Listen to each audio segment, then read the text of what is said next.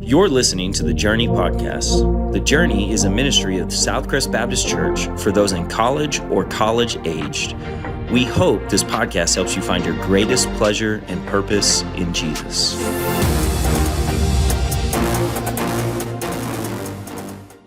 Awesome. We're back. I'm back. I'm so sorry that I missed last week. I'm so glad that you're here. I made it back. I'm alive. It wasn't the chili, by the way. Okay. It wasn't the chili, Faith. This has been a weird start to this podcast. I'm so sorry. I'm so glad that you're here. I'm so glad that you've taken some time to listen to the Journey podcast. Today, we're talking about the big question, is Jesus the only way? And so, hey, first to kick this off, I just heard an interesting thing yesterday, which we don't need to spend a ton of time talking about, but might be just a kind of a good kickoff to this question. I heard about some controversial statements that the Pope said, which we don't care that much about, like what the Pope says. Speak for yourself. Okay. Excuse me. I'm sorry. If we have any Catholic listeners, but yeah, I don't know. Do we have any Catholic listeners? Yeah, we might. I don't know. Yeah, maybe there's somebody out there. But yeah, the Pope just, and I don't know all the behind the scenes. So if you are someone that knows all of the details to this, I'm sorry, excuse my ignorance. But like just last night after hearing Tyler's sermon, and it's like going to bed and like turned on a YouTube video from, shout out to Mike Winger, and he was talking about evidently these controversial statements that the Pope said about all religions, or how do you say it? All faiths being leading to, I guess, say leading to or arriving. Yeah, that was the word. Like all faiths arrive at God is basically what he was saying. And like doubled down on it, like said it a bunch of times in different forms. So just claiming that different, no matter what religion you believe, whatever you practice, it all comes back to God. So I guess maybe, is that true? We should start there. Yes. Okay, good. So let's end the podcast. Yeah, right. No, like when I hear that, one, it's not, I don't think it's very shocking, like to hear.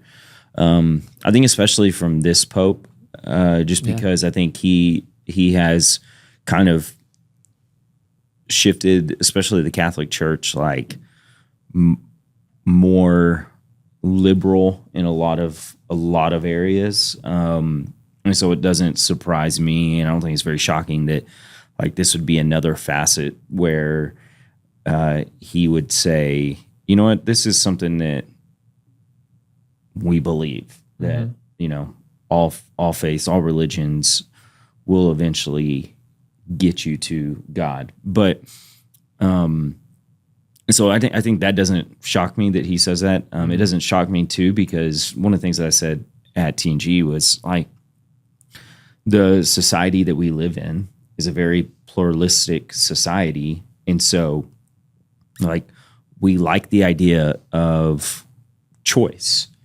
We don't necessarily like the idea of like, it's this way or like no way, right? Like, we like the ability to choose things. Like I said at TNG, like you can choose the school you go to, you can choose what you want to eat, you can choose what you major in. Like you have all these choices. So why wouldn't it be the same for religion, right? Like I can choose this religion because it'll get me to God, or I can choose this religion because it'll get me to God.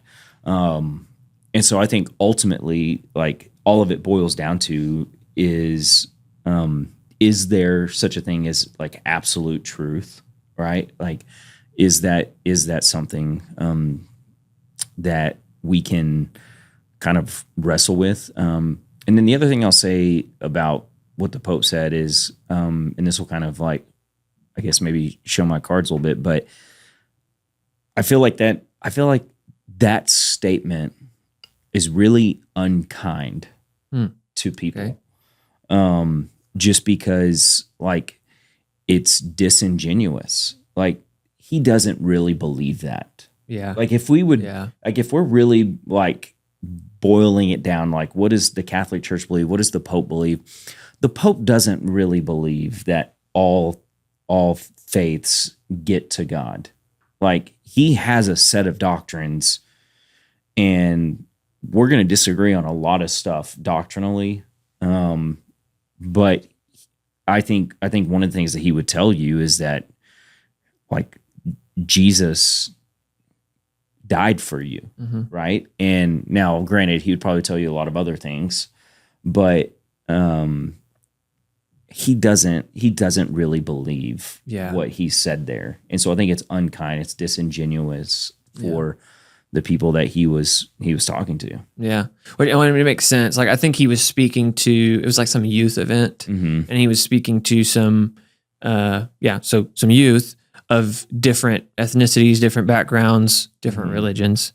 And so, it's like, it's interesting because you say it's not kind, but right. Like the motivation for sure is to say something like that would be like, cause you want to be kind and considerate, right? I know you talked last night about like the coexist stickers and like it is a really. Did you know that Faith has 3 of those stickers? Oh, really? Faith, 3 coexist stickers. Coexist stickers. Coexist. So, did the mic get that? Yeah. So, but it is crazy how like, big of a deal that, or what? How am I trying to say this? How big of a deal that is today? Yeah, it is a really big deal. Like which is funny. You talked about this last night because like absolute truth.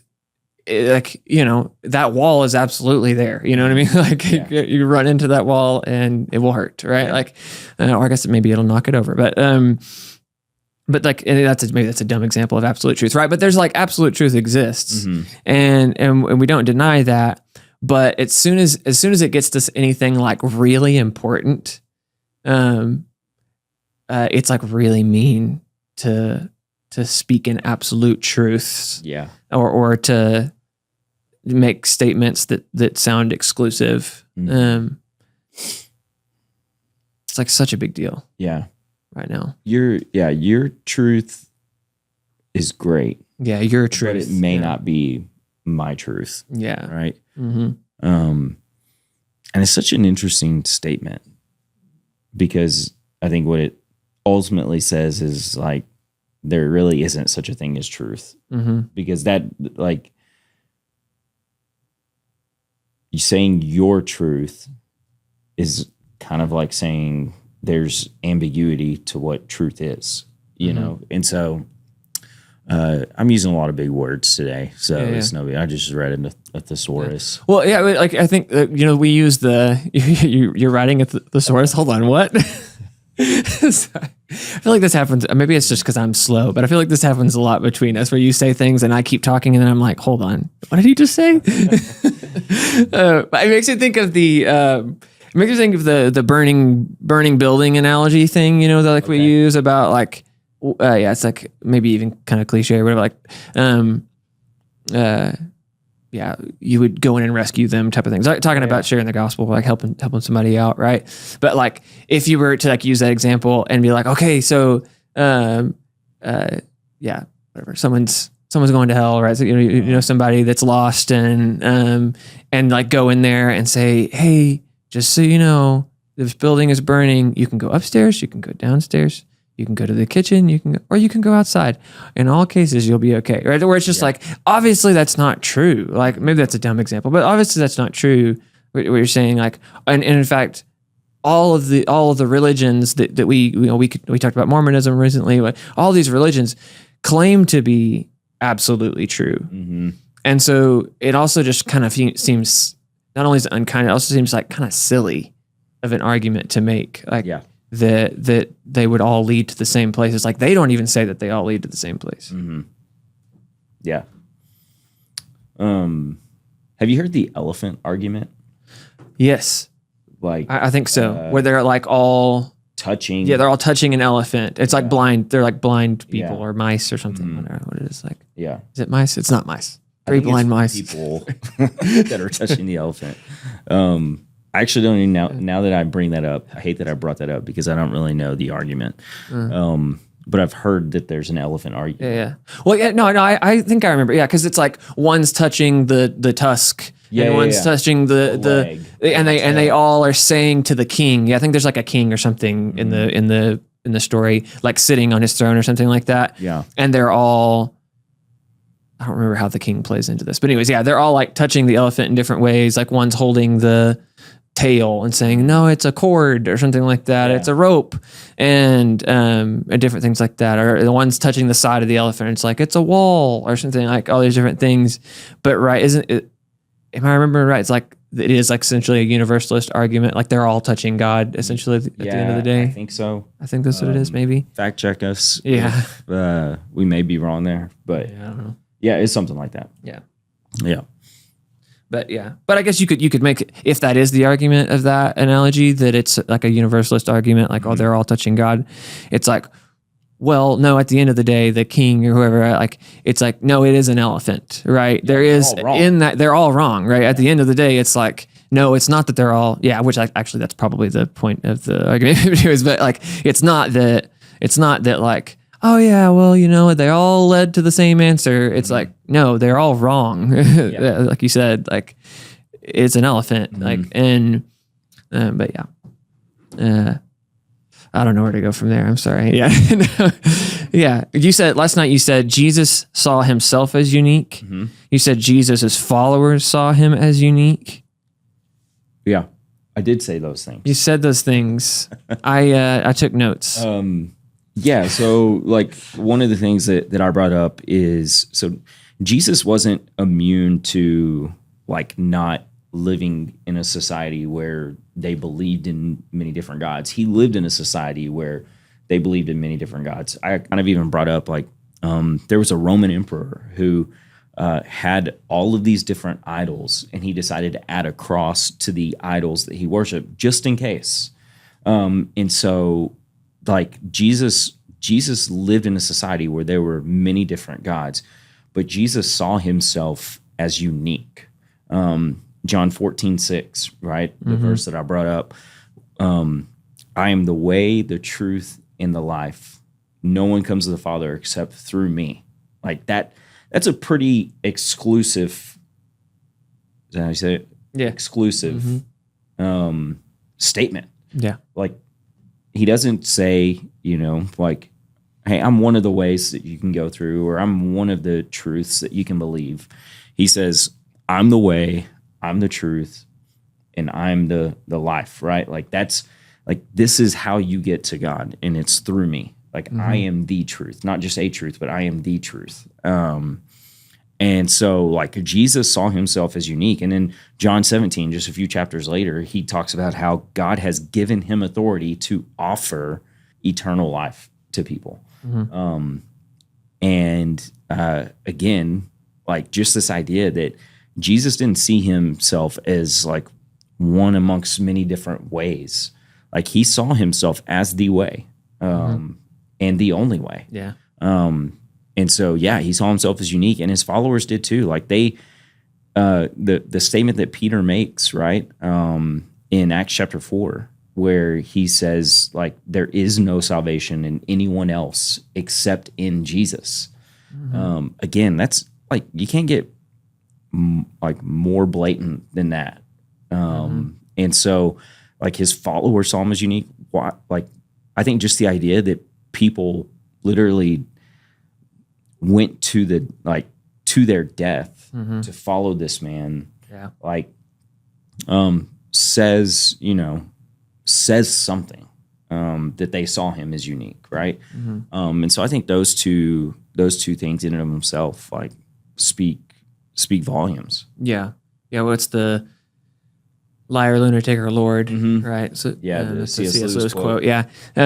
What the story about the cross, like the guy getting the cross, makes me think of. I feel like in maybe it's like kind of hyper conservative groups right now. It feels like there's a lot of like I practice as though I'm a Christian, but maybe are pretty wishy washy on whether or not they would say Jesus is Lord. Yeah. So it makes me think of a question to ask you. Is that an effective, maybe is the word, is that an effective way of going about life, to say, okay, hey, practice religion however you want to practice, but throw up a Hail Mary every once in a while, like just in case Jesus is God? Like, does that work? No, I don't think it does. And I think here's why. Like, I think what you see in the scriptures is that, like, it's either you're all in or you're not, right? With Jesus. It's not, 1 foot in, 1 foot out. Mm-hmm. Like, following him is laying down your cross, like laying down your life and surrendering to him, not just, what, old pastors would call fire insurance, right? It's a life decision, like, where you follow him daily.